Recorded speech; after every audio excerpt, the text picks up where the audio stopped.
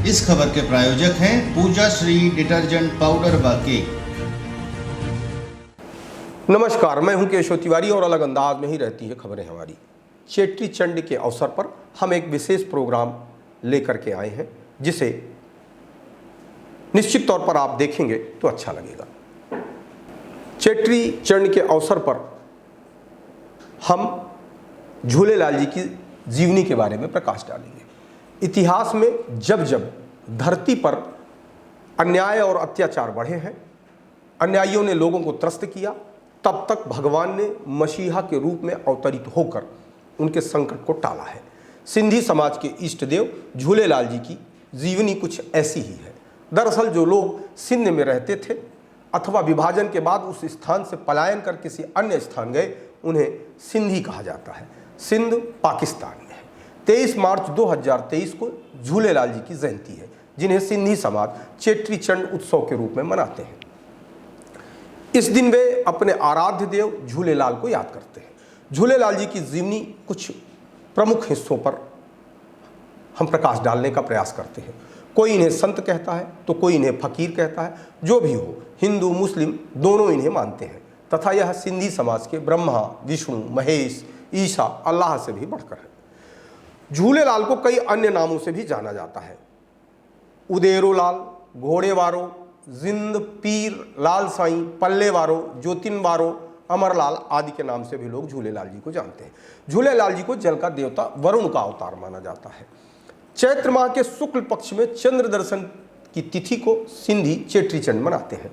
इनकी पूजा तथा स्तुति का तरीका कुछ भिन्न है।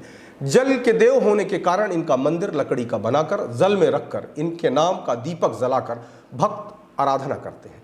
चेट्री चंड के अवसर पर भक्त इस मंदिर को अपने शीश पर उठाते हैं, जिन्हें बहिराना साहिब कहा जाता है, जिनमें परंपरागत छेज नृत्य किया जाता है। सिंध प्रांत से भारत में आकर भिन्न भिन्न स्थानों पर बसे सिंधी समुदाय के लोगों द्वारा झूलेलाल जी की पूजा की जाती है। ये उनके इष्ट देव हैं। सागर के देवता, सत्य के रक्षक और दिव्य दृष्टि के महापुरुष के रूप में इन्हें मान्यता दी गई।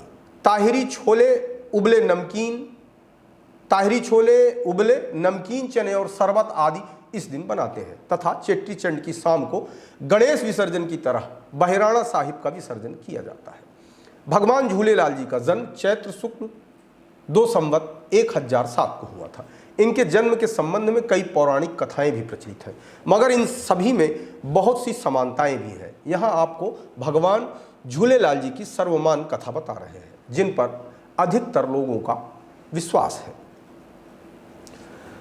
बात सिंध इलाके की है। 11वीं सदी में वहाँ मीरक शाह नाम का शासक हुआ करता था। वह प्रजा का शासक कम, अपनी मनमानी करने वाला, जनता को तरह तरह की शारीरिक यातनाएं देने में आनंद खोजने वाला, अप्रिय एवं अत्याचारी था।